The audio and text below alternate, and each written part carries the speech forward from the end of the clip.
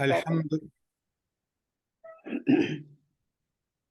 الحمد للہ رب العالمین، صلاۃ والسلام علی رسولہ النبی الکریم وعلی آلہ واصحابہ اجمعین۔ الحمد للہ الذی ہدانا لہذا وما کنا لنہتدی لولا ان ہدانا اللہ۔ رب اشرح لی صدری ویسر لی امری واحلل عقدۃ من لسانی یفقہوا قولی، آمین یا رب العالمین۔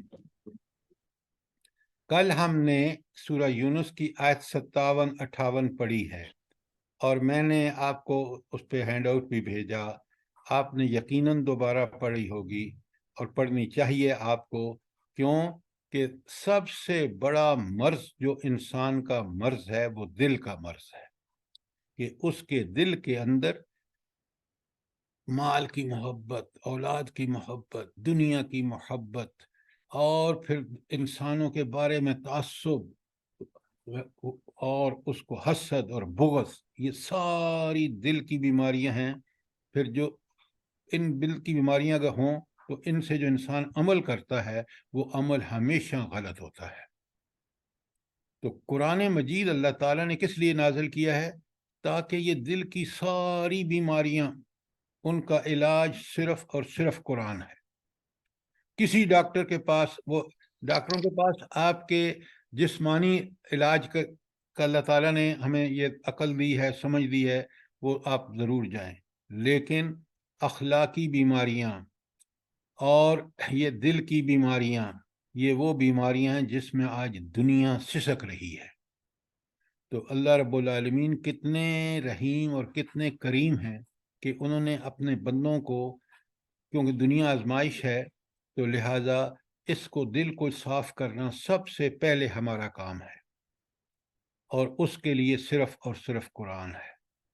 اور قرآن بھی کیسا، یاد رکھیں، یہ ہمارے درمیان بہت بڑی غلطی ہے، جس کی میں سمجھتا ہوں کہ آج ہم پوری قوم جو ہے اس غلطی کی وجہ سے، قرآن صرف پڑھنے کی ثواب نہیں ملے گا آپ کو، پڑھ کے، سمجھ کے، عمل کر کے، اور اس کی دعوت جب پہنچائیں گے، اس کا حق ادا کریں گے، تو اللہ تعالیٰ فرماتے ہیں میں ایک حرف پہ 10 نیکیاں دوں گا۔ لہذا کل کے بارے میں کوئی سوال ہو، اب آپ کو سمجھ آ گئی کہ ہماری جتنی، ہم پہلے اندر دیکھیں کہ ہمارے اندر کیا بیماریاں ہیں دل کی، اور پھر قرآن جو علاج سجیسٹ کرتا ہے اس کے مطابق عمل کریں۔ کوئی سوال، کوئی چیز کلیئر نہ ہوئی ہو کل کے درس میں؟ السلام علیکم سر، میرا ایک سوال ہے۔ جی ڈاکٹر صاحب۔ سر آپ نے جو کل آیت پڑھائی ہے تو اس میں نا مجھے جو فیل ہوا اس میں بہت سافٹنس سی ہے۔ سافٹنس اس طرح کی ایک موعظہ کہا گیا ہے قرآن کو نا، یعنی ایک ایڈوائس، جیسے آپ نے اس کو ایکسپلین کیا، اور آپ نے ڈاکٹر سے اس کو وہ بھی دیا، تشبیہ بھی دی ہے۔ تو سر لیکن جب ہم دیکھتے ہیں اسلام میں جو ایک عسکری اور طاقت کا جو ایک تصور ہے، اور ایک مشن کا، انقلاب کا تصور ہے، اور کیونکہ جب آپ یہ دعوت لے کے اٹھتے ہیں تو آپ کو بہت زیادہ اپوزیشن فیس کرنی پڑتی ہے، لوگ افینڈ ہو جاتے ہیں، تو سر پھر وہ کیسے اس کو آپ کو ریلیٹ کریں گے؟ یعنی اس قلب کی بیماریوں کا قرآن علاج ہے، اور یہ ایک مرض ہے جو آپ جی بتا رہے ہیں۔ جی سر، نہیں تو میں کہہ رہی ہوں کہ یہ جو اسلام میں ایک ہم جو دیکھتے ہیں کہ مشن اور تحریک کا جو تصور ہے قرآن میں، ایک یعنی آپ نے بائی فورس بھی اس کو امپلیمنٹ کرنا ہے، تو وہ پھر سر کہاں فٹ ان ہوتا ہے؟ ہاں، بہت اچھا سوال ہے آپ کا، بہت اچھا سوال ہے۔ اب بڑے غور سے سنیے۔ کسی بھی کام کو سر انجام دینے کے لیے جب تک آپ اپروپریٹ مین پاور اور ہیومن ریسورسز تیار نہیں کرتے، اس پروجیکٹ کو آپ پایہ تکمیل تک نہیں پہنچا سکتے۔ یہ دنیا کا اصول ہے۔ آپ ایگری کرتے ہیں مجھ سے؟ اگر جی سر، آپ نے جی ہاکی کھیلنی ہے تو پھر ہاکی کی ٹیم کی سلیکشن میرٹس پہ کر کے ٹیم بنائیں گے، تو پھر آپ کھیل سکتے ہیں سکسیسفل میچ۔ ایسا ہی ہے۔ جی سر، بالکل۔ اچھا، اب آئیے قرآن کا جس انقلاب کی آپ بات کر رہے ہیں نا، اس کے لیے جو ٹیم ہونی چاہیے وہ ٹیم دل کی بیماریوں سے پاک ہونی چاہیے. بالکل اسی طرح جس طرح نبی کریم صلی اللہ علیہ وآلہ وسلم نے اپنی ٹیم تربیت کے ذریعے ان سے ساری قلبی بیماریاں جو تھیں وہ سب نکال کے اور صحابہ کی ایک ایسی ٹیم تیار کی. آپ دیکھتے ہیں کہ اس کے اندر جب مدینہ میں حکومت مل گئی، اس میں ایک طرف دیکھیں ذرا، آپ غور سے ڈاکٹر صاحب دیکھیں، حضرت ابو بکر بڑے نرم دل ہیں، بڑے پکے مسلمان ہیں. حضرت ابو عمر رضی اللہ تعالی عنہ بڑے سخت مسلمان ہیں، بڑے پکے سچے، لیکن طبیعت کے سخت ہیں. اب جب حضور نبی کریم صلی اللہ علیہ وآلہ وسلم کا وصال ہو جاتا ہے، میں اس ٹیم کی بات کر رہا ہوں، ذرا آپ کا سوال بڑا پیارا تھا. تو جب وہ حضرت نبی کریم صلی اللہ علیہ وآلہ وسلم کا وصال ہوا تو لوگوں نے کہا یہ عمر کیا، ابو بکر رضی اللہ تعالیٰ عنہ سے کہا آپ یہ کیا کر رہے ہیں، مدینہ تو اس وقت سخت خطرے میں ہے، کوئی بھی بغاوت اٹھ سکتی ہے، یہ کیا کر رہے ہیں آپ، فوج بھیج رہے ہیں وہاں. حضرت عمر جیسے آدمی نے بھی کہا تو کیا بات کہی ہے. دیکھیں یہ ہے اسلام میں، جب آپ ایسے، حضرت ابو بکر حضرت عمر کو کہہ رہے ہیں کہ دیکھ تو جاہلیت کے زمانے تو بڑا بہادر تھا، اب تمہیں کیا ہو گیا ہے. تو جب یہ دل کے پاکیزہ لوگ نکلتے ہیں تو پھر اسی وقت اللہ کا حکم ہے کہ اس دین کو برپا کرنے کے لیے جہاد اور قتال کرنا ہوگا آپ کو. جب یہ دل اللہ کے لیے خالص ہو جاتا ہے تو پھر وہ جان کی بازی لگاتا ہے، پھر وہ مال کی بازی لگاتا ہے، جس طرح صحابہ اور صحابیات نے لگائی ہے. لہٰذا اس ٹیم کے اندر اگر وہ لوگ ہوں گے جو دل کی بیماریوں میں مبتلا ہوں گے، وہ کبھی اس کے انقلاب کو، آج آپ اپنے پورے اسپیکٹرم کو دیکھ لیں مسلمان ملکوں کے، لہٰذا وہ جہاد و قتال، مال کی قربانی تاکہ اللہ کا دین برپا ہو، اس کے لیے پھر عمر ابو بکر جیسا دل چاہیے. اور وہ دل مل سکتا ہے آج بھی لوگوں کو اگر وہ قرآن سے ہدایت لیں تو. میں نے اختصار سے بات کی ہے، آپ کی سمجھ میں آ گئی بات؟ جی سر، جی جزاک اللہ. اچھا، اب ہم چلتے ہیں آج کے درس پر. ہم افسوس کریں کہ ہم اس قرآن کے فہم سے کیوں محروم رہے اتنی زندگی. مجھے تو بڑا دکھ ہوتا ہے.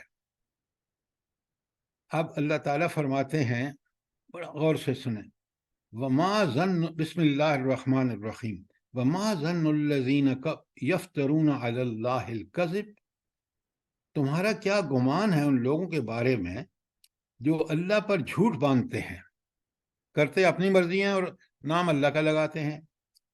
یوم القیامہ، ان لوگوں کے بارے میں جو یہ اللہ پر جھوٹ باندھتے ہیں، ان کے بارے میں اللہ تعالیٰ فرماتے ہیں قیامت کے دن کے بارے میں تمہارا کیا خیال ہے، کہ کیا مطلب ہے اس کا، کتنا برا حشر ہوگا ان کا، کتنا برا انجام ہوگا ان کا. ذرا نوٹ کریں کہ دنیا میں برائیاں پھیلانا، دنیا میں اللہ پر جھوٹ باندھنا. میں نے ایک مثال آپ کو پہلے بھی دی ہے، بہت مثالیں ہیں انفرادی زندگی میں بھی، اجتماعی زندگی میں. اگر کوئی شخص کہے کہ حکومتوں کی پابندی کرو بھائی، حکومتوں کے کہنے پر چلو چاہے وہ غلط ہی کیوں نہ ہو، یہ اللہ پر جھوٹ باندھنا ہے. ایمان کا تقاضا کیا ہے؟ اللہ کے حکم پہ چلنا ہے. وہ جو بات خلاف ہے، اللہ تو کہتا ہے والدین جیسی ہستی.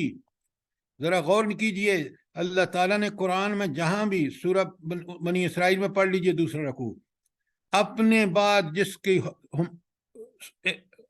خدمت، ادب، احترام کا حکم دیا وہ والدین ہیں.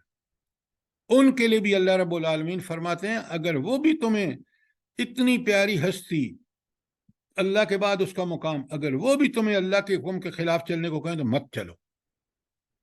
ذرا دین جو ہے نا، دین بڑا واضح ہے. تو یہاں کہا کہ وہ لوگ جو اللہ پر جھوٹ باندھتے ہیں اور ان کے بارے میں تمہارا کیا خیال ہے کہ قیامت کے دن کیا انجام ہوگا ان کا. اچھا یہ بتائیں آج کا اتنا ٹکڑا جو ہے یہ ہمیں کس بات کی یاد دہانی کرا رہا ہے؟ سر یہ انذار ہے، تنبیہ دے رہے ہیں اللہ ویری تعالیٰ۔ گڈ، ویری گڈ ڈاکٹر صاحبہ، یہ انذار ہے. اور انذار کس بات کا ہے؟ کہ اللہ تعالیٰ پر جھوٹ مت باندھو، ورنہ ذرا غور کرو کہ تمہیں اس دن اللہ کے سامنے قیامت. آپ نے بہت اچھی بات کی، یہ انذار ہے. اور انذار کس بات کا ہے؟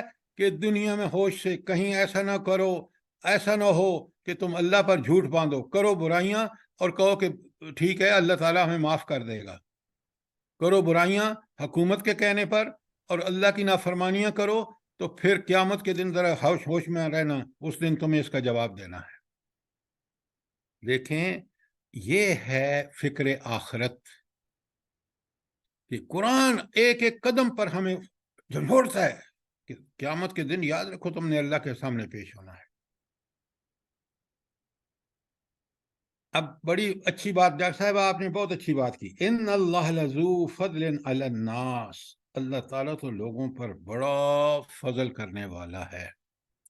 اب اس آیت میں مجھے بتائیے کہ اللہ تعالیٰ یہاں اس وارننگ کے بعد اللہ تعالیٰ فرما رہے ہیں کہ اللہ تعالیٰ تو لوگوں پر بڑا فضل کرنے والا ہے. اس کا کیا مطلب ہے؟ سر جی اللہ تعالیٰ نے حلال، اور پچھلی آیت کو لیں تو اللہ تعالیٰ نے حلال اور حرام واضح کر دی، تو یہی اللہ کا فضل ہے ہمارے اوپر. نہیں، صرف اتنی عدل کے بات ساتھ نہیں. فیصلے ہوں گے، کسی کے ساتھ زیادتی نہیں ہوگی. سر کہ اللہ نے توبہ کی توفیق دی ہے. اچھا اب میری بات سنیں ذرا. آخرت کی فکر کے بعد اللہ کہہ رہے ہیں اللہ بڑے فضل والے ہیں. کیوں؟ تمہیں اللہ نے، بڑے غور سے سنیے، اللہ نے تمہیں تمہارے اندر حق و باطل کا امتیاز فرق کرنا رکھ دیا. کیوں؟ اللہ تعالیٰ فرماتے ہیں کہ بسم اللہ الرحمن الرحیم، فَأَلْهَمَهَا فُجُورَهَا وَتَقْوَاهَا، پہلا احسان یہ کیا. نمبر 2، عہد الست میں پھر ہم سے وعدہ لے لیا. نمبر 3، اللہ نے انبیاء بھی بھیج دیے. نمبر 4، کتابیں بھی نازل کر دی. نمبر 5، پوری کائنات میں آپ کو نشانیاں رکھ دی، اور وہ اللہ کی دی ہوئی عقل اگر استعمال کریں گے تو آپ اس برحق نتیجے پر پہنچ جائیں گے.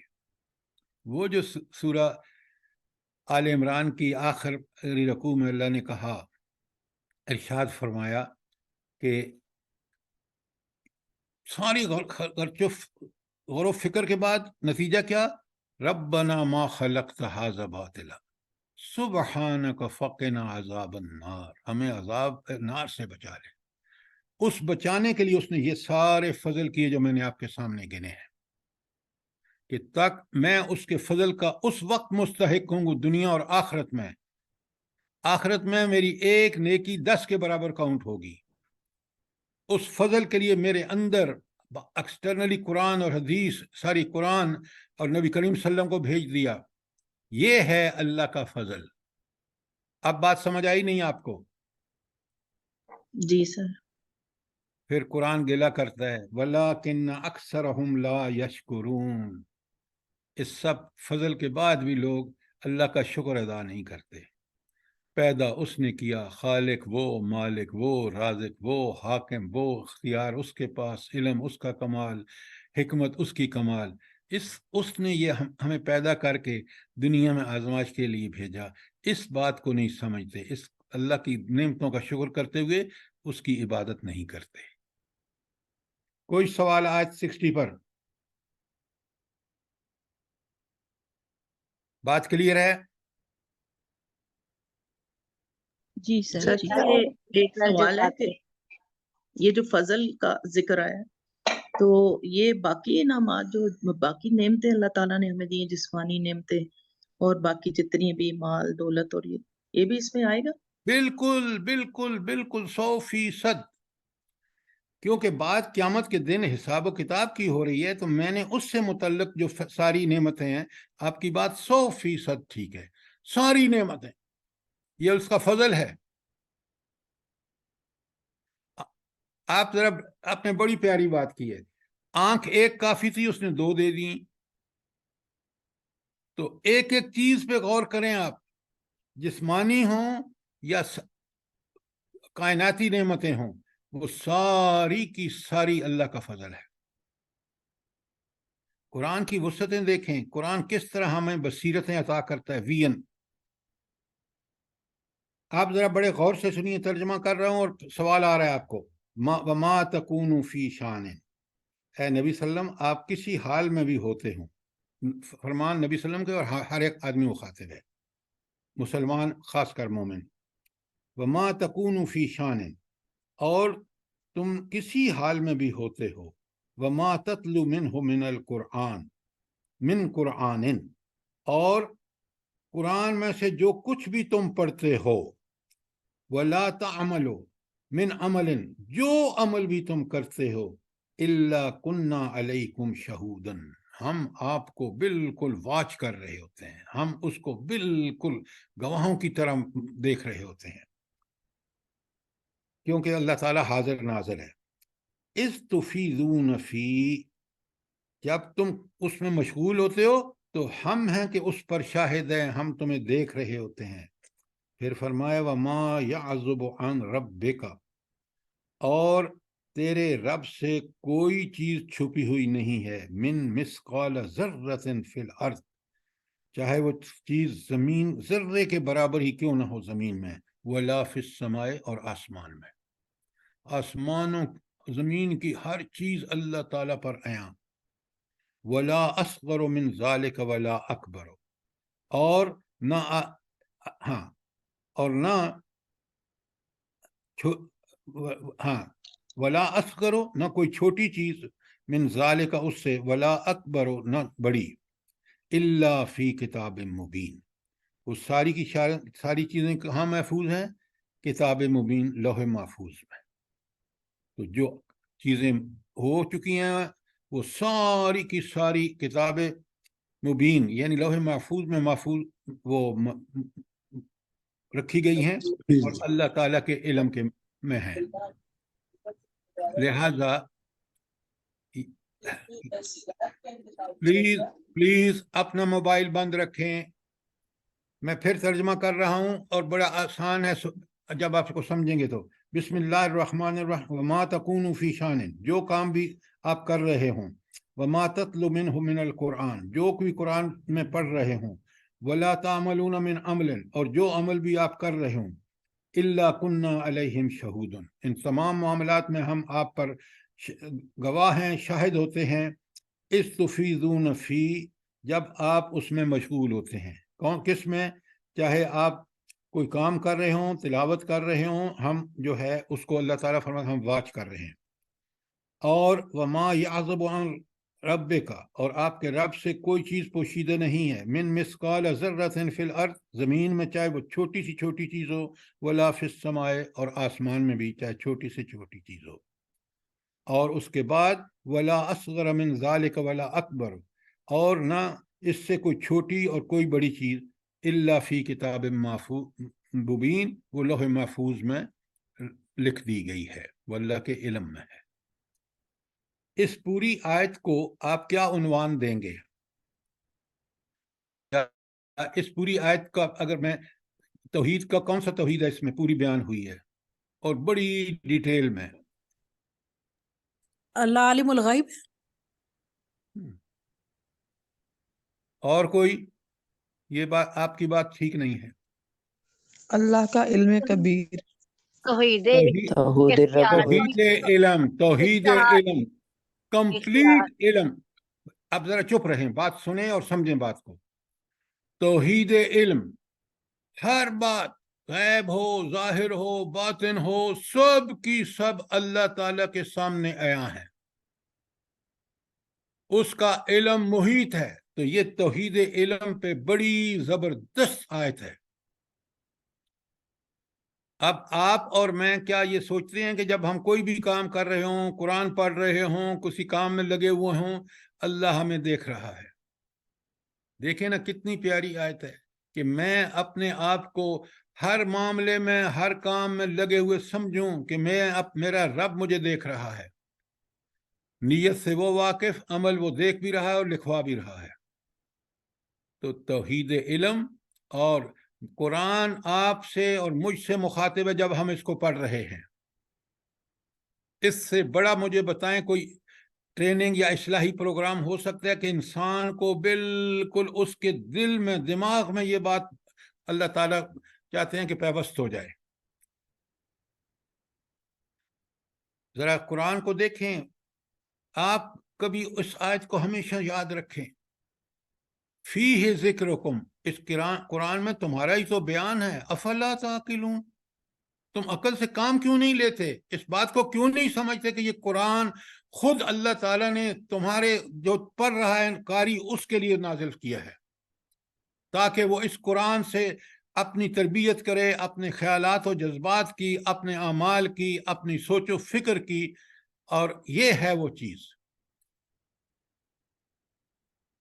کوئی سوال آیت 61 پر؟ سر جی یہ ادھر ترجمے میں یہ جو آ رہا ہے نا ما تتلو منہ من قرآن، ادھر ترجمے میں تفہیم میں تو قرآن میں سے جو کچھ بھی سناتے ہو، تو اس کا مطلب کیا ہے کہ سننے اچھا کا بھی ہے اور پڑھنے کا بھی؟ دیکھیں، جب آپ مولوی صاحب کے اب درس میں سن رہے ہیں نا، جی سن رہے ہیں سر. نا، تو جی سر. گویا آپ پڑھ رہے ہیں. بھائی میں بتا رہا ہوں، میں بھی مخاطب ہوں، آپ سن رہے ہیں، آپ بھی مخاطب ہیں. تو دیکھیں نا، آپ سننے کے عمل میں ہیں، میں سنانے کے عمل میں ہوں، اللہ تعالیٰ دیکھ رہا ہے. اور ہم اس کو پڑھ کے کہ وہ رب جو اتنی باریک بینی سے ہمیں دیکھ رہا ہے کہ دنیاوی زندگی ہم نے بڑے ذمہ داری سے گزارنی ہے.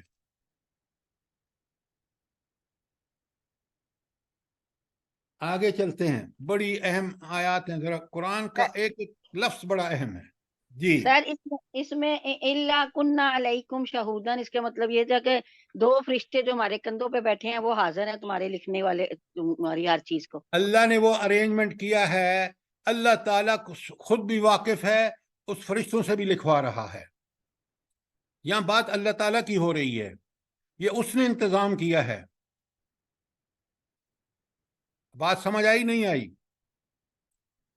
سر جی جی یہاں سر. کل کا لفظ آ رہا ہے تو اللہ تعالیٰ کی طرف جا رہا ہے نہیں اشارہ جی کلنا. ہاں، یعنی اللہ تعالیٰ کہہ رہے ہیں کہ ہم ضرور بالضرور اس کو دیکھ رہے ہیں، جو جس عمل میں بھی تم مصروف ہو. آیت نمبر 62، اللہ خبردار، بی ویئر. اچھا، جب اللہ کا لفظ آئے تو کیا مطلب ہے اس کا؟ الرٹ ہو جاؤ بھائی، ذرا کان کھول کے سنو. ان اولیاء اللہ لا خوف علیہم ولا هم یحزنون، یہ جو اللہ کے ولی ہیں ان کے لیے نہ خوف ہے کس کا؟ آنے والے جو خطرات ہیں. ولا هم یحزنون، نہ انہیں کوئی غم ہوگا کس سے؟ گزرے ہوئے واقعات سے. کیا مطلب؟ مثلا گزرے ہوئے واقعات ہماری زندگی میں کیا ہوتے ہیں؟ کوئی مر گیا، والدین یا کوئی عزیز رشتہ دار، تو اس سے جو خطرات لاحق ہوتے ہیں وہ بھی انسان اللہ پہ وَأُفَوِّضُ أَمْرِي إِلَى اللَّهِ، میں نے اپنے کام سارے اللہ کے سپرد کر دیے، اس کے حکم سے ہوا. آپ کہتے ہیں اِنَّا لِلَّهِ وَإِنَّا إِلَيْهِ رَاجِعُونَ پڑھ کے، اور آپ اس کو اپنے معاملہ ذہن سے خالی کر لیتے ہیں. آنے والے جب خوف ہوتے ہیں، پتہ نہیں ہمارے ملک کے ساتھ کل کیا ہوگا، یہ حکومت کیا کرے گی، یہ عدالتیں پتہ نہیں کیا اس ملک کے ساتھ کریں گی. وہ بندہ کہتا ہے بھائی جو بھی یہ کریں گے اللہ کے ہاں جواب دے ہوں گے، میں نے ٹھیک ٹھیک کرنا ہے، میں نے اپنے آپ کو اس قرآن و سنت کے مطابق چلنا ہے. تو وہ شخص جو اپنے آنے والے حالات کو بھی اللہ پہ توکل کر کے اور اپنی جد و جہد جاری رکھے، اور دوسرا جو گزرے ہوئے غم پریشانیاں ہیں اس پر اللہ تعالیٰ سے کہے کہ اللہ میں راضی ہوں تیری رضا پر. اللہم انی اسألک الرضا بعد القضاء، آپ کا فیصلہ ہو گیا، اب میں تو چاہتا ہوں، آپ سے مانگتا ہوں کہ آپ مجھے راضی کر دے اس فیصلے پر، مجھے پریشانیوں سے دور نکال دے۔ اب یہ شخص جس کا رویہ یہ ہے کہ آنے والے خوف و خطر سے کو سامنے تو رکھتا ہے، لیکن اپنے عمل کو بالکل ٹھیک ٹھیک اللہ اور رسول کے مطابق کرتا ہے، اور دوسرا گزرے ہوئے حالات پر، پریشانیوں پر اللہ تعالیٰ سے کہتا ہے میں راضی ہوں تیری رضا پر۔ یہ کون ہے یہ شخص جس کے اندر یہ دو خوبیاں ہوں؟ وہ کون ہے؟ سر اللہ ولی الذین، یہ اللہ کا ولی ہے۔ یہ اللہ کا ولی ہے۔ اچھا، اب ذرا یہ تو میں نے آپ کو اس آیت کے مفہوم سے بات ہم نے سمجھی۔ اب میں آپ کو بتاتا ہوں کہ یہ اولیاء اللہ جو ہے قرآن میں آگے آیت آ رہی ہے، پہلے اگلی آیت کو پڑھ لینا۔ الذین آمنوا وکانوا یتقون، یہ ہے اللہ کا ولی۔ وہ میں اور آپ بن سکتے ہیں۔ یاد رکھیے اللہ کا ولی کوئی آسمانوں سے نہیں اترتا، انسانوں میں ہوتا ہے۔ وہ کون ہوتا ہے؟ الذین آمنوا، پہلا کام انہوں نے کیا کیا؟ ایمان۔ کون سا ایمان؟ قرآن و سنت والا ایمان۔ کون سا ایمان؟ نبی کریم صلی اللہ علیہ وآلہ وسلم اور صحابہ صحابیات والا ایمان۔ وَقَانُوا يَتَّقُونَ، اور اپنی زندگی کے ہر معاملے میں برائی سے مکمل اجتناب اور نیکی کو سبقت کرنا۔ یہ وہ شخص ہے جو اللہ کا ولی ہے۔ قرآن آپ کے سامنے ہے۔ تو اس کا مطلب ہے اگر میں اور آپ ایمان لا کے پکا سچا قرآن والا ایمان، نبی کریم صلی اللہ علیہ وسلم اور صحابہ صحابیات والا ایمان، اور اس کے بعد اب زندگی کے ہر معاملے میں تقوی کی روش، یہ متقی ہے۔ قرآن کہہ رہے آپ کے سامنے ہے، میں اور آپ بھی اللہ کے ولی بن سکتے ہیں۔ اچھا، اب یہ بڑی اہم چیزیں ہیں، قرآن سے ہمیں ضرور سمجھنا چاہیے۔ اب میں آپ کو بتاتا ہوں کہ قرآن ہمیں کیا بتاتا ہے کہ ولی کون ہوتا ہے۔ اچھا، بڑے غور سے سنیے۔ سورہ جاسیہ کی آیت 19 میں لکھیں، جاسیہ کی آیت 19 میں بھی اللہ کہتا ہے اللہ ولی المتقین۔ بالکل الفاظ مختلف ہیں، وہی بات ہے۔ اللہ تعالیٰ ولی المتقین۔ کن کا اللہ تعالیٰ کن کا ولی ہے؟ متقین کا۔ متقین۔ اچھا، پھر آیت انفال آیت نمبر کون سی تھی؟ جی، یہ آیت نمبر تھی جاسیہ کی 19۔ سورہ جاسیہ قرآن میں 45 نمبر پر ہے، اس کی آیت 19۔ اور پھر دیکھیں سورہ انفال کی آیت 34 لکھیں۔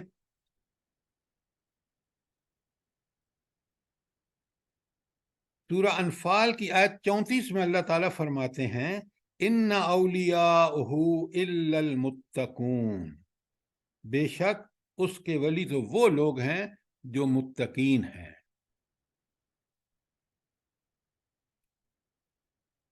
اب آپ کو بات سمجھ آ گئی کہ یہ جو ہم متقی تقوی بڑی سمپل چیز ہے۔ میں نے کئی دفعہ بتایا ہے، اللہ کی ناراضگی سے ڈرنا، اللہ کے حدود توڑنے سے ڈرنا، اللہ کی نافرمانیوں سے ڈرنا۔ کیا مطلب؟ ان سے مکمل اجتناب کر کے برائیوں سے نیکیوں میں سبقت کرنا۔ اب یہ آیت اگر آپ یاد کر لینا، لکھیں سورہ بقرہ کی آیت 257۔ یہ بالکل آیت الکرسی 255 ہے، بیچ میں ایک آیت ہے آگے یہ آیت۔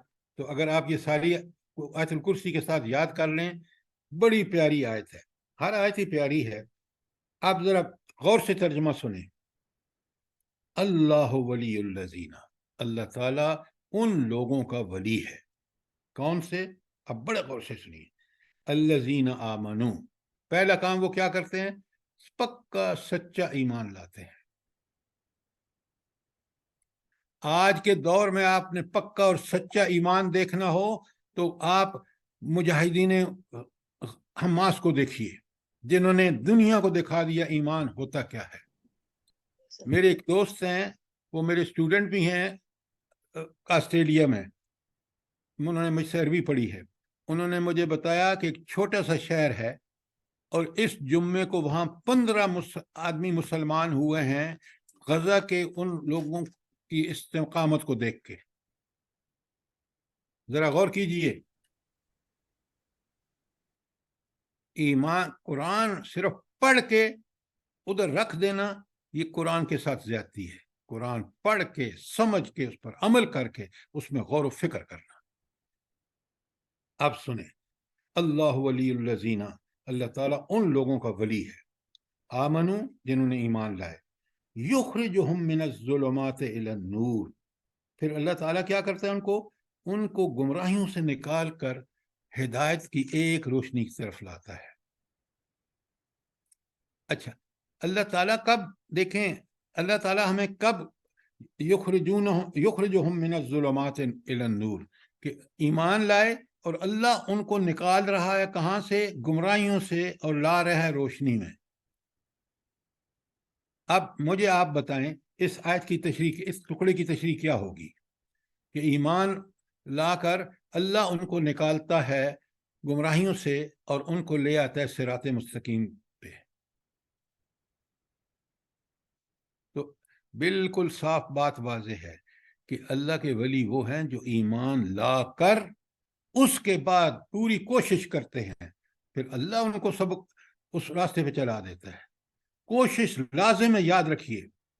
میں ایمان لا کے بیٹھ رہا ہوں اور نیک عمل نہ کروں تو میں اندھیروں سے کب نکلوں گا روشنی کی طرف؟ آج ہمارا مسئلہ ہی یہی ہے، ہمارا ایمان موروثی ہے. میرا باپ مسلمان، میرا دادا مسلمان، میری ماں میری نانی مسلمان. او بھائی، تم جس اسلام کا دعویٰ کر رہے ہو اس کا ثبوت اپنے عمل سے تو دو. تو اللہ تعالیٰ ان مومنوں کا ولی ہے. اولیاء اللہ کی بات ہو رہی تھی نا، ذرا نوٹ رکھیں، جو ایمان لائیں اور پھر ایسے اعمال کریں، اس ایمان کے تقاضے پورے کریں گے تو یخرجونہم من الظلمات الی النور، پھر اللہ ان کو گمراہیوں سے روشنی میں لے آئے گا. اس کے بعد بڑا قرآن تقابل سے بات کلیئر، والذین کفروا، جو ایمان نہیں لائے کفر کیا، اولیاءہم الطاغوت، ان کا ولی کون ہے؟ طاغوت، وہ جس نے اللہ کے مقابلے میں کھڑا ہوا ہے، جو کفر کا علم بردار ہے. تو اب یہاں بالکل کمپیریزن سے سمجھا دیا، والذین کفروا اولیاءہم الطاغوت یخرجونہم من النور الی الظلمات، وہ ان کو اسلام کی روشنی سے نکال کے گمراہیوں میں مبتلا کرتے ہیں. سارے آپ کے امریکہ کے فالوور عمران بالکل یہی کر رہے ہیں. قرآن کی حقانیت تو دیکھیں. اللہ کہتے ہیں ان کا انجام بھی سن لو. جنہوں نے انکار کیا نا، اللہ نے اتنے فضل کیے کہ اس نے دل کے اندر پہلے نیکی اور بدی کی پہچان رکھی، آپ سے الست کا اقرار لیا، انبیاء بھیجے، کتابیں بھیجی، انہوں نے کر کے دکھایا کہ آخری کتاب کو محفوظ کر دیا ہمیشہ کے لیے. اس کے بعد بھی اگر تم کرو تو پھر اللہ کہتے ہیں اولئک ہم اصحاب النار، یہ جہنمی ہیں، ہم فیہا خالدون، اس میں ہمیشہ رہیں گے. اب آپ کو متقی کا صحیح مفہوم سمجھ آ گیا قرآن سے؟ جلدی بتائیں. جی سر، جی سر، جزاک اللہ. جی اچھا، سر. آپ سن. سر سورہ البقرہ کی سٹارٹ کی آیتوں میں بھی یہی چیز ہے نا، غائب پر نماز قائم کرنا، رزق میں سے خدا کے لیے جس آیت کے اندر اگر وہ چیز، وہاں کہاں ولی کا ذکر ہے؟ بتائیں مجھے، کون سی آیت میں ہے؟ بتائیں نا مجھے. سر متقین کی بات کر رہی ہوں کہ بھی اولیاء جو ہے نا، متقین کی بات کر رہی ہوں. دیکھیں، ایسی بات نہ کیا کریں کہ جتنی بات سمجھ آ چکی ہے اس میں آپ رکھ نہ ڈالیں. وہاں کہا گیا ہے، اب آپ نہیں پتا، میں بتاتا ہوں آپ کو. الف لام میم ذالک الکتاب لا ریب فیہ ھدی للمتقین. تو یہ قرآن ہے جس کی ہدایت پر چل کے آپ متقی بنتے ہیں. یہ ہے وہاں آیت، ھدی للمتقین. یہ قرآن ہدایت بھی انہی کو دے گا جو متقی ہیں. کیا؟ جو اللہ نے اس کے دل میں رکھا ہے نا پہلے سے، فَالْہَمَہَا فُجُورَہَا، نیکی پسند، برائی ناپسند، اس پہ عمل کرتے ہوئے اس قرآن کو جب فالو کرے گا نیکیوں پہ عمل اور تقوی بڑھے گا اور بڑھے گا، اور پھر وہ اس کا نفس جو ہے وہ نفس کیا بن جائے گا؟ نفس مطمئنہ، نیکی ہی کر کے راضی ہوگا۔ کیوں؟ انسان کے اندر جو اصلی نفس ہے وہ ہے نفس لوامہ۔ لوامہ کا مطلب کیا ہے؟ لان تان کرنے والا، ملامت کرنے والا۔ تو یہ نفس ملامت کیوں کرتا ہے انسان کو بھلا؟ کیوں اس کو نفس لوامہ کہا گیا ہے؟ سر یہ نیکی اور بدی کے اندر تمیز اللہ تعالیٰ نے رکھی ہوئی ہے نا، اس وجہ سے رکھی ہوئی ہے۔ تو جب برائی کرتا ہے تو وہ کہتا ہے کیا کر رہے تو، یہ برا کام کر رہا ہے، کیونکہ وہ سمجھتا ہے نیکی اور برائی کو اللہ نے اس کے اندر رکھا ہے۔ تو لوامہ اس لیے کہ برائی پر ٹوکتا ہے اور اچھائی پر شاباش دیتا ہے۔ اب اس کو آپ نے اگر نفس سے اب دیکھیں، یہ اس کی اصلی پوزیشن ہے۔ نفس امارہ کیا ہے؟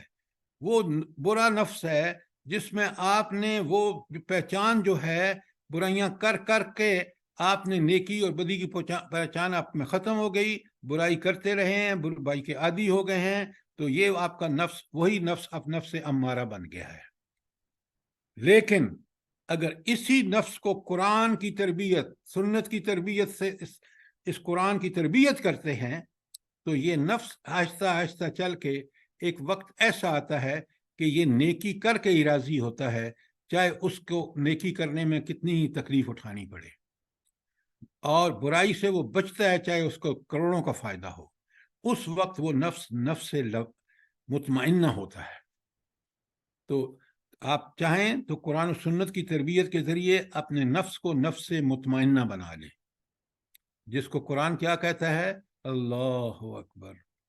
کبھی آپ سمجھ کے پڑھے نا، یا ایتھا النفس المطمئنہ، اللہ تعالیٰ خود خطاب فرما رہے ہیں اس نفس مطمئنہ، ارجعی الی ربک، پلٹ اپنے رب کی طرف، راضیۃ مرضیہ، تو اس سے راضی، اللہ سے راضی، اللہ تجھ سے راضی۔ ایسے ہی آپ بول دیتے ہیں کہ یہ آیت آپ سمجھیں تو وہاں کیا مفہوم ہے۔ اس لیے برائے مہربانی جب آیت کہیں تو اپروپریٹ آیت بتایا کریں، ایسا نہیں کہ جو آپ کے دل میں آئے بول دیں۔ اچھا، اب اگر ہمیں متقی کی سمجھ آ گئی ہے تو ہمیں اللہ تعالیٰ بھی کہتا ہے کہ یہ جنت کا حصول چاہتے ہو نا، تو پھر تم اللہ کے ولی بن کے اور اللہ کے متقی بندے بن جاؤ۔ اور جب تم یہ بن جاؤ گے نا، اللہ فرماتے ہیں لہم البشر فی الحیات الدنیا، ان ولیوں کے لیے خوشخبری ہے، کس میں؟ دنیاوی زندگی میں بھی۔ بھلا کس طرح ان کی زندگی میں یہ جو ہے دنیاوی زندگی میں اللہ کا ولی بن جائے تو اس کو جو ہے وہ اللہ دنیا میں بھی استقامت دیتا ہے۔ اب بڑے غور سے سنیے، بڑے غور سے سنیے۔ جب غازہ میں ایک بندہ گیا، اس نے دیکھا میرا مکان بھی تباہ ہو چکا ہے اور اس میں کھڑا ہے اس مکان میں، اور پھر اس کو پتہ چلتا ہے کہ میرے تو بچے بھی مر گئے ہیں۔ اس وقت پتہ ہے وہ کلمہ ایک کہتا ہے جس نے دنیا کے میڈیا پر ایک ہلچل مچا دی ہے، وہ کہتا ہے الحمدللہ۔ میں اور آپ یہ کہہ سکتے ہیں اس منظر پہ؟ دیکھیں ذرا، اس چیز نے لوگوں کے دلوں کو ہلا کے رکھ دیا ہے۔ انہوں نے کہا کہ یہ ایمان ہے کہ اس کا سب کچھ اجڑ گیا اور پھر بھی کہتا ہے الحمدللہ۔ ذرا سوچیں، یہ جو ہے نا، یہ ہے ولی اللہ۔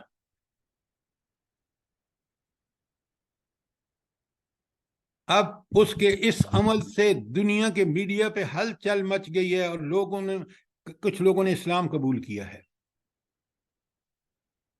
یہ تو ہوگی نا ایک عام آدمی کی مثال۔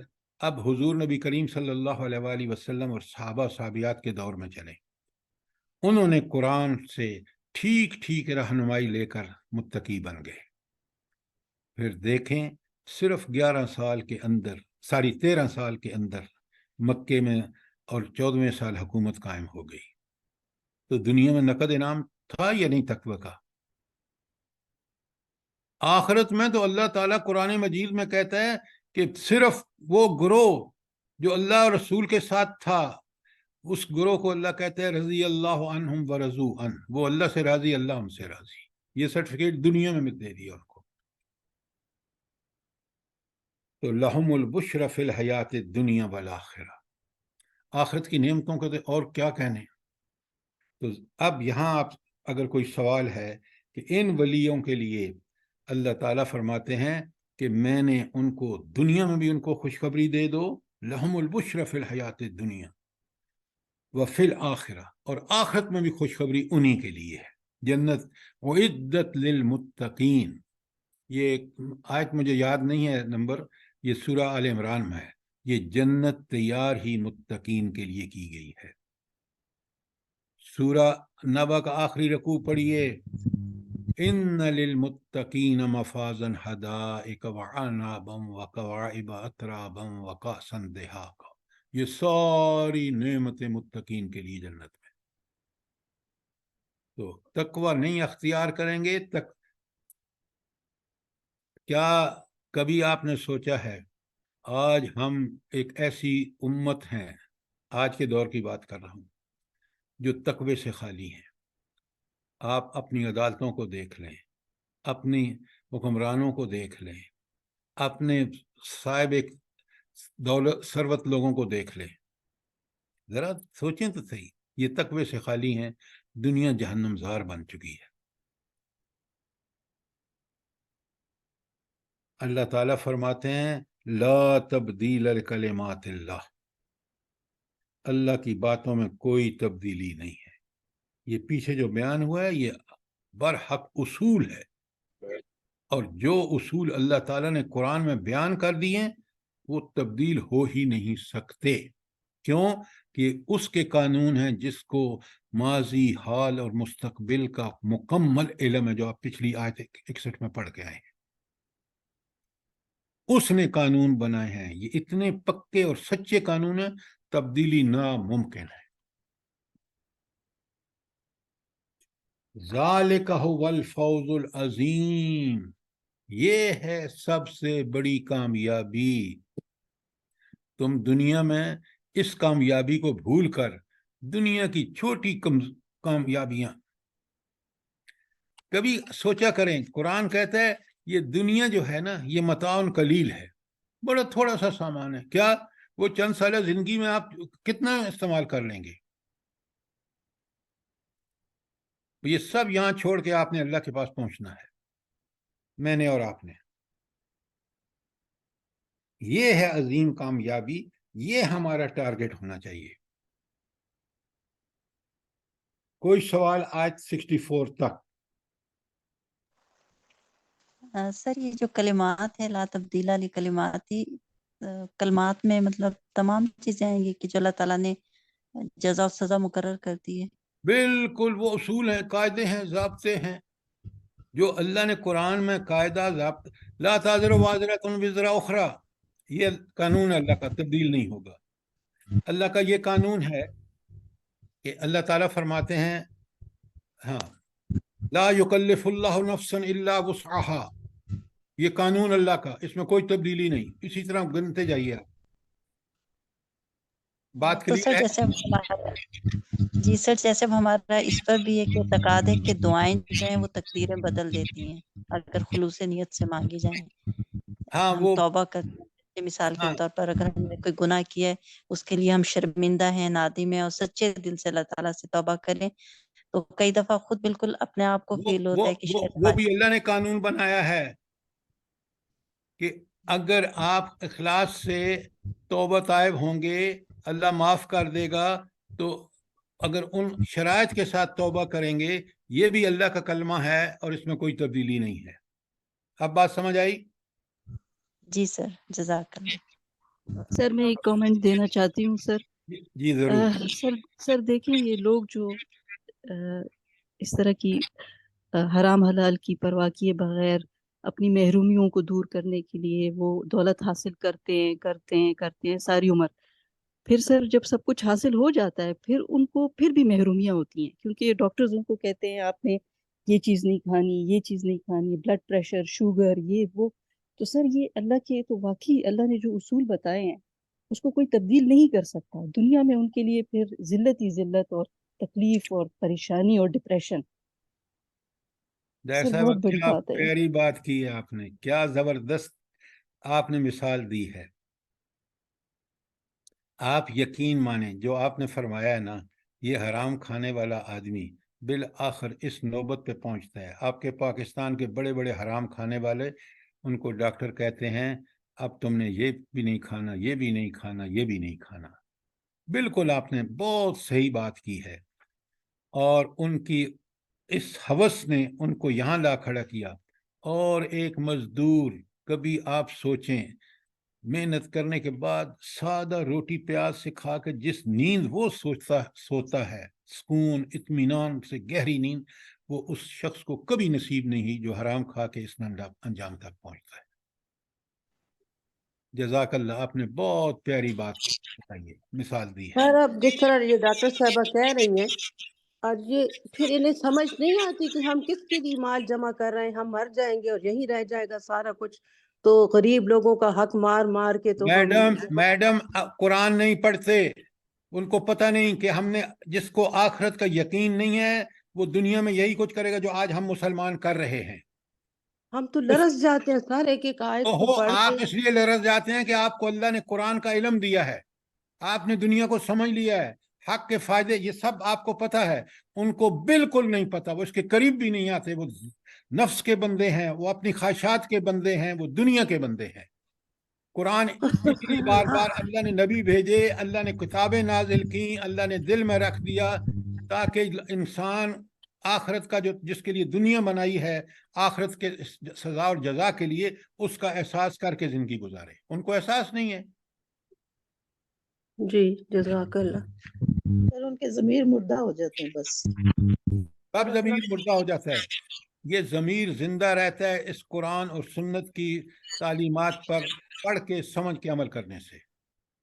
پھر انسان کے اندر سیرت اور کردار اس کا بنتا ہے، ورنہ پھر ایسے ہی بنتے ہیں بغیر سیرت اور کردار، جیسے آپ کے جج اور بیوروکریٹس ہیں.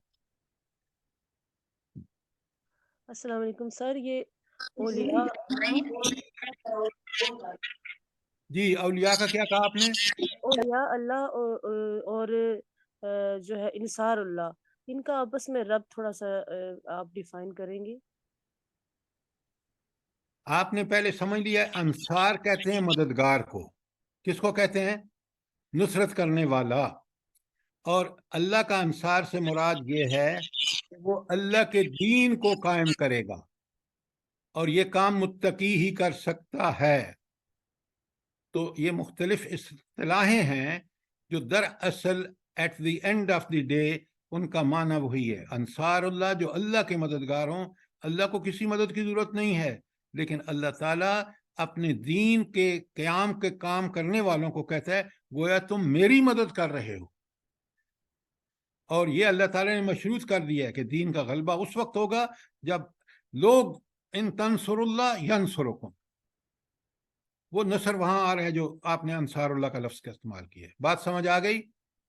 جی سر جی شکریہ. اچھا، اب ذرا سنیں. اللہ اکبر. آیت 65، وَلَا يَحْزُنْكَ قَوْلُهُمْ. تمہیں ان کی جو گمراہیاں ہیں نا، اس کی باتیں جو ہیں وہ تمہیں پریشان نہ کریں، تمہیں غمگین نہ کریں. کس کو تسلی دی جا رہی ہے؟ نبی کریم صلی اللہ علیہ وسلم. نبی کریم صلی اللہ علیہ وآلہ وسلم کو، صحابہ اور صحابیات کو، اس کے اللہ کے نبی کے ذریعے. ان العزت للہ جمیعا. ساری کی ساری عزت غلبہ کس کا حق ہے، کس کے پاس ہے؟ اللہ کے پاس ہے. وَالسَّمِيعُ اللہ کے پاس سر. العلیم.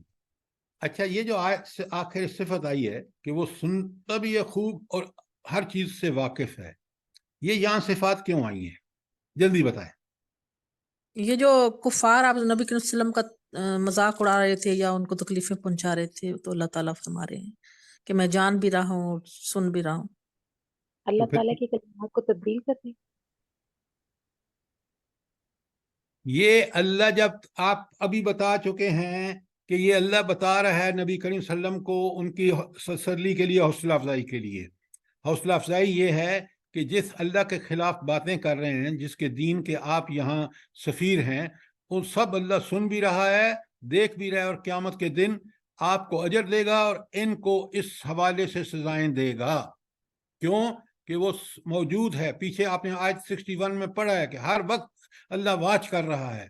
تو اللہ دیکھ رہا ہے اپنی سماعت اور بصارت کے ساتھ، اور وہ ان کا سے نبٹ لے گا. آپ پریشان نہ ہو. الا خبردار، ان للہ ما فی السماوات و من فی السماوات و من فی الارض.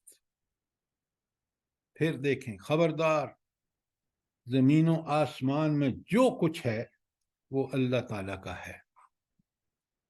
آپ ذرا سوچیں، دیکھیں نا، آپ ذرا یہ وین قرآن دیتا ہے اگر ہم اس پہ غور و فکر کریں تو.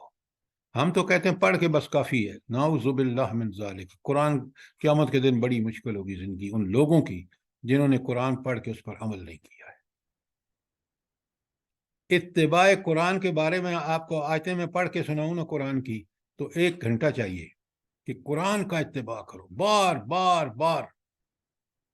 تو اس قرآن کا اتباع کب کرے گا آدمی؟ جب اس کو پڑھے گا، سمجھے گا، اس میں غور و فکر کرے گا، تو اس کو اس نتیجے پہ پہنچے گا کہ مجھے زندگی اس ہدایت کے مطابق اس کا اتباع کر کے گزارنی چاہیے. میری دنیا بھی کامیاب اور آخرت بھی کامیاب. الا ان للہ من فی السماوات و من فی الارض. کتنی بڑی حقیقت ہے، کتنی بڑی حقیقت ہے. آپ مجھے بتائیں، ہم سب کا ایمان ہے کہ جب پہلا سور پھونکا جائے گا تو ہر چیز ختم ہو جائے گی.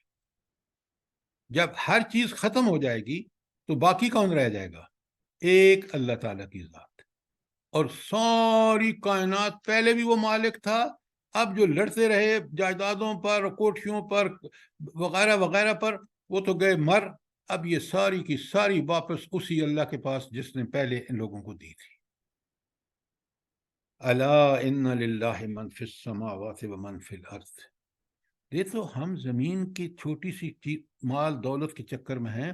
آسمانوں میں دیکھیں کیا کیا ہے، سیارے، ستارے، وہ کس کی ملکیت ہے؟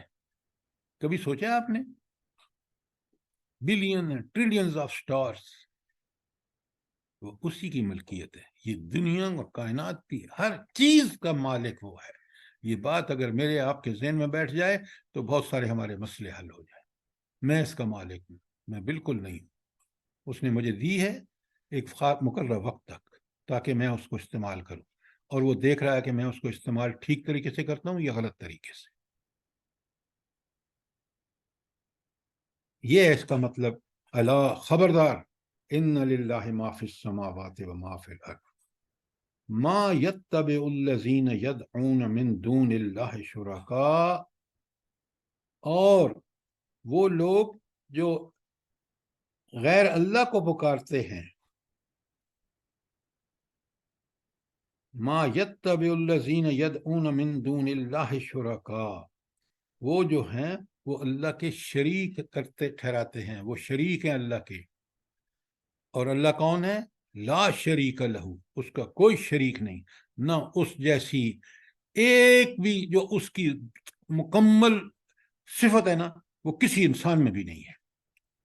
اور وہاں تو صفتوں کا کوئی شمار ہی نہیں ہے. لہذا وَمَا يَتَّبَعُ الَّذِينَ يَدْعُونَ مِن دُونِ اللَّهِ شُرَكَاءَ، اور جو اللہ تعالیٰ کے غیر کو پکارتے ہیں وہ کسی بھی قسم کے شریکوں کی پیروی نہیں کر رہے. وہ پیروی نہیں کرتے. ہاں، اِن يَتَّبِعُونَ إِلَّا الظَّنَّ، وہ پیروی نہیں کرتے مگر گمان کی. گمان کیا مطلب ہے؟ جس کی کوئی حقیقت نہیں ہوتی. جتنے یہ ان کے شرکاء ہیں، بت وغیرہ، بت یا قبر اہل قبور، یا جن کو یہ سمجھتے ہیں، ان میں کوئی طاقت نہیں ہے. اور یہ صرف ان کا گمان ہے کہ یہ طاقت والے ہیں، حقیقت یہ نہیں ہے. ان یتبعون الا الظن، یہ تو صرف اپنے گمان کی پیروی کر رہے ہیں، اپنے غلط خیال کی پیروی کر رہے ہیں. وَإِنْهُمْ إِلَّا يَخْرُصُونَ، یہ اپنے اٹکل دوڑاتے ہیں، اٹکل پچو سے کام لے رہے ہیں. یہ حقیقت جو قرآن کی ہے اس پر ایمان لاتے تو ان پر کو بالکل صاف صاف پتہ چل جاتا. کفر کے بعد ان کا یہ حال ہے کہ یہ جن باتوں کو حقیقت سمجھتے ہیں وہ گمان ہے، حقیقت نہیں ہے، اور جن سے وہ کام لے رہے ہیں بس اٹکلیں چل رہی ہیں ان کی، یہ کوئی حقیقت نہیں ہے. حقیقت وہی ہے جو اس کائنات کے خالق نے اس کتاب میں اور نبی کریم صلی اللہ علیہ وسلم کے عمل میں بتا دی. اچھا 5 منٹ رہ گئے ہیں، ہم آیت 66 پہ پہنچ گئے ہیں. اگر آگے رک جاتے ہیں اور 5 منٹ آپ کے لیے سوال اور کامنٹس کے لیے ہیں.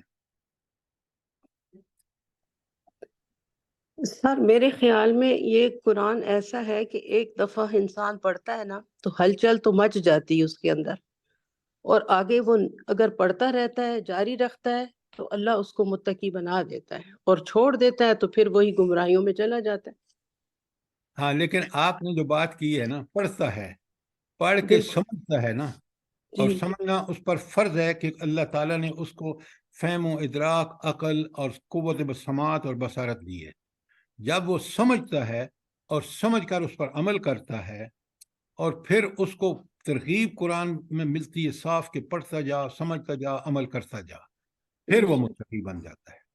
انشاءاللہ بے شک ہم سب کو رب توفیق دے. آمین آمین ثم آمین. جی کوئی سوال، کوئی کامنٹس؟ آپ ایک بات مجھے بتائیں، یہ جس طرح میں آپ کے سامنے قرآن کو پیش کرنے کی اللہ کی توفیق سے کوشش کر رہا ہوں، یہ آپ سمجھتے ہیں کہ ہمیں قرآن ٹھیک سمجھ آ رہا ہے یا نہیں؟ جی سر الحمدللہ، بہت اللہ کا سر کرم ہے، بالکل بہت اللہ کا کہہ کرم. رہی ہوں کہ دل اور دماغ کے جو حصے ہیں نا وہ ہل رہے ہیں، آپ بالکل یقین کر لیں. الحمدللہ لگتا ہے الحمدللہ. پہلی دفعہ پڑھ رہے ہیں، کتنی دفعہ پڑھ چکے ہیں، لگتا ہے پہلی دفعہ پڑھ رہے ہیں سر، ایسا سر لگتا ہے. نہ صرف سمجھ آ رہا ہے بلکہ پچھتاوا بھی ہوتا ہے کہ کدھر ہم لوگ دنیا میں کھوئے ہوئے ہیں. حقیقت تو ہم سے بہت دور ہے. اور جو سر جو پہلے اسٹارٹ میں آپ سے کوئی آنسر مانگ رہے تھے، اب آپ اس کو کر دیں کلیئر.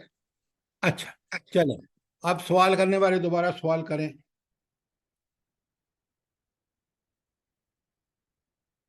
کیا سوال تھا آپ کا؟ کہاں گئے سوال والے؟ جی سر، میرا سوال تھا کہ عمرہ کے بارے میں یہ میں نے پوچھنا ہے کہ کیا عمرہ کرنے والے جو ہیں وہ اچھا میں واقعی آپ کا سوال دہرا دیتا ہوں، آپ لمبی بات کریں. آپ یہ کہہ رہے تھے کہ یہ عمرہ یا حج، کیا یہ اللہ کی طرف سے بلاوا ہوتا ہے، یا یہ اس کا حج یا عمرہ قبول ہوتا ہے جو اللہ تعالیٰ کے لیے کرتا ہے اور اس کا خالص نیت ہوتی ہے، یا یہ آپ نے کہا کہ اس کو کرنے والا جو ہے وہ بڑا عظیم انسان بن جاتا ہے؟ یہی کہا نا آپ نے؟ جی یہ کہ لوگ اس کو بناتے ہیں کہ یہ اتنی اب بڑی بات ہے کہ لوگوں کی بات میرے ساتھ مت کیا کریں، بات کیا جی کریں قرآن اور سنت کی. جی ٹھیک ہے، آپ بتائیں. اچھا اب بڑے غور سے سنیں. ہر نیک عمل، نماز، روزہ، حج، زکوٰۃ، اگر تو وہ ہمیں اس عمل کو، آپ کا خصوصی سوال ہے حج اور عمرہ، حج اور عمرہ کرنے کے بعد اگر انسان کی زندگی واپس قرآن پہ آ جاتی ہے، سچی توبہ نصوح کر کے وہ نیک عمل کرنا شروع کر دیتا ہے، تو یہ ہے اس کا مقصد کہ اللہ اس کو سابقہ گناہ معاف کر دے گا، سوائے انسانوں کے جو اس نے مال غصب کیے ان کو واپس کرے، تو اللہ تعالیٰ کا مقرب اور نیک بندہ بن جائے گا، ولی اللہ بن جائے گا. اگر اس نے حج اور عمرے کے بعد وہی روش رکھی جو پرانی تھی، نہ توبہ کی، نہ گناہوں سے بچا، واپس آ کے بھی وہی دھندے کر رہا ہے، صرف حاجی نام کے ساتھ لگ گیا، یہ بڑا خسارے کا سودا ہے. تو ہر عمل کے بعد ہمیں یہ نہیں دیکھنا چاہیے جو ہمارے اوپر فرض ہے ہم اس کو کریں، اس کے کرنے کا حق ادا کریں. حق یہ ہوتا ہے کہ نماز برائیوں سے روکتی ہے، میں برائیوں سے رک جاؤں. حج اللہ کے لیے آپ ہجرت کرتے ہیں، مال خرچ کرتے ہیں، وہاں عمرے اور حج میں طواف کرتے ہیں، ساری تکلیفیں کس لیے؟ اللہ سے گناہوں کی معافی کے لیے. لہٰذا آپ لوگ ان سب چیزوں کو اسی طرح جس طرح کرنے کی روح ہے وہ کریں. ہم ہم یہ مت کہیں کہ بس حج تو ہم نے کر لیا سارے گناہ معاف، نہیں، اس وقت معاف کہ حج کے بعد والی زندگی بالکل قرآن و سنت کے مطابق آ جائے۔ تو اللہ تعالیٰ یہ ہمیں چانس دیتا ہے حج اور عمرے کے، تاکہ ہم وہ جو آپ کہہ رہے ہیں نا وہ ساری باتیں اصل میں سارا دار و مدار اعمال کا دار و مدار نیت پر ہے۔ اگر نیت ٹھیک سے حج یا عمرہ کیا اور اس کے بعد اپنے اندر وہ تبدیلی لے آئے جو حج اور عمرہ سے یہ ہے سب سے بڑا کام کرنے کا۔ کوئی فتوے لینے کی ضرورت نہیں، کیونکہ ہر حج اور عمرے کا اصل مقصد یہ ہے کہ انسان سچی توبہ نصوح کر کے باقی زندگی قرآن و سنت کے مطابق، حلال کھانا، نیک دیانت، امانت، ایمان پکا سچا استقامت والا، یہ اگر کر لے، یہ ہے اس کا مقصد، اور مقصد کو پیش نظر رکھنا چاہیے۔ یہ دنیا کی سنی سنائی باتیں نہیں کہ بس حج کر لیا تو یہ ہو گیا، وہ ان شرائط کے ساتھ ہے، ان شرائط کو مکمل کرنے کا اجر ہے، ورنہ صرف یہ کہہ دینا کہ جی وہ حج اور عمرہ کر لیا تو سب گناہ معاف، نہیں۔ جب تک سچی توبہ کر کے ہم اپنی زندگی کی اصلاح نہیں کرتے اس حج اور عمرے کا کوئی فائدہ نہیں۔ سر جیسے میرے نبی صلی اللہ علیہ وسلم نے فرمایا کہ جب تم حج اور عمرے پہ جاؤ تو ایسے جاؤ جیسے دنیا سے جا رہے ہو، تو کیا ہم اس طرح جاتے ہیں؟ بالکل، یہ سوال ہم نے اپنے آپ سے پوچھنا چاہیے۔ آخرت ہمارے پیش نظر رہتی ہے یا واپس آ کے دنیا کی پھر انہی دنیا کے بکھیڑوں میں لگ جاتے ہیں؟ ہم اتنی امیدیں لے کے جاتے ہیں، اتنی وہاں شاپنگیں کر رہے ہوتے ہیں، ہم کب سوچتے ہیں کہ ہم جی دنیا سے جا رہے ہیں؟ بے شک، اللہ ہمیں اس عمل کی توفیق دے تو پھر ہم کامیاب ہیں نا۔ جزاک اللہ، جزاک اللہ۔ سر جی السلام سر علیکم۔ اس کے علاوہ وعلیکم السلام ورحمۃ اللہ۔ سر جی ابھی آپ کے ہاں پروگرام ہوا تھا ہمارا حرم فورم کا نا، آپ سے ملاقات بھی کی تھی میں نے، فرت ممتاز جی بول رہی ہوں۔ جی جی، تو ہماری جو پوری ٹیم ہے نا اسلام آباد میں بھی ہے، پنڈی میں بھی ہے اور دوسری جگہوں پہ بھی ہے، تو ہمارا کام ہی یہی ہے کہ ٹریننگ کریں، اس میں فلسفہ حج بھی ہم سمجھاتے ہیں نا، سارا کرنے کی کوشش کرتے ہیں اپنی طرف سے جو سمجھا ہے ہم نے۔ تو کسی نے بھی یعنی اس معاملے میں مدد لینی ہو، ٹریننگ کروانی ہو، تو ہماری پوری ٹیمز میں سے کسی سے بھی وہ رابطہ کر سکتے ہیں۔ السلام علیکم سر۔ میڈم پہلے ایک سیکنڈ میڈم پہلے بات میں ایک بتا دوں، یہ حج پہ جو جاتا ہے اس پہ اس وقت عمرہ یا حج فرض ہوتا ہے جب اس کے پاس سارے وسائل و ذرائع ہوتے ہیں۔ اس کا فرض ہے، اس کا ذاتی فرض ہے کہ وہ چیز سب سمجھ کے جائے۔ لہذا اس بندے کو صرف جیسے ابھی آپ ایک خاتون نے بڑی پیاری بات کی کہ اب جب جاتے ہیں اور تو یہ ساری چیزیں اس روح کا سمجھانا بڑا ضروری ہے۔ اگر نام کے ساتھ حاجی لگ جائے تو یہ کوئی فائدے کی بات نہیں ہے۔ جی سر جی، اصل میں نا لوگ اس بات کو سمجھتے ہی نہیں ہے کہ یہ سیکھنا چاہیے نا۔ السلام علیکم سر۔ وعلیکم السلام۔ سر میں ایک دو باتیں کروں گی مختصر طور پہ۔ پہلی بات تو یہ ہے سر کہ یہ حرم فورم میں ہی ہمیں یہ بتایا گیا کہ ہمیں ٹریننگ کے دوران نا جو مولانا کی کتاب ہے نا خطبات، اس میں جو انہوں نے حج کی روح بتائی ہے جو وہ سارا سمجھانے کی نا لوگوں کو اور خود بھی سمجھنے کی بہت سخت ضرورت ہے۔ دوسری بات یہ ہے سر کہ میں جب حج پہ گئی نا تو سر میں نے وہاں پہ یہی دیکھا کہ ماشاءاللہ لوگ تو بہت اپنے ڈیڈیکیشنز کے ساتھ آئے مگر انہوں نے روح کو نہیں سمجھا۔ اور تیسری بات سر یہ جو ابھی یہ سارا ہمارا آج کا درس ہوا ہے سر، اس میں میری یہ ہے کہ جو مولانا ہی کی کتاب ہے خطبات، اس میں جو انہوں نے بتایا نا کہ پیدائشی مسلمان، شعوری مسلمان اور اللہ کو کس قسم کا مسلمان جو ہے وہ مطلوب ہے، تو سر اس کا علم ہمیں ضرور حاصل کرنا چاہیے۔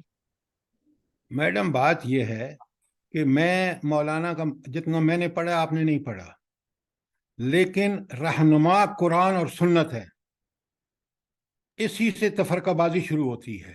مولانا نے ہمارے پر بڑا احسان کیا، اس نے سمجھا دیا، لیکن ہم اس لٹریچر کو قرآن و سنت کے برابر نہیں کر سکتے۔ جی سر، قرآن تو پڑھنا ہی ہے ہمیں نا، تو قرآن پھر آپ یہ سر بالکل صحیح کہہ رہے ہیں سر، آپ بالکل صحیح بات کہہ رہے ہیں۔ آپ جس طرح سمجھاتے ہیں جیسے آپ قرآن سمجھا کو رہے ہیں، قرآن سے سمجھا رہے ہیں سر، یہ صحیح طریقہ جی ہے۔ جی یہ سب سے بیسٹ ہے۔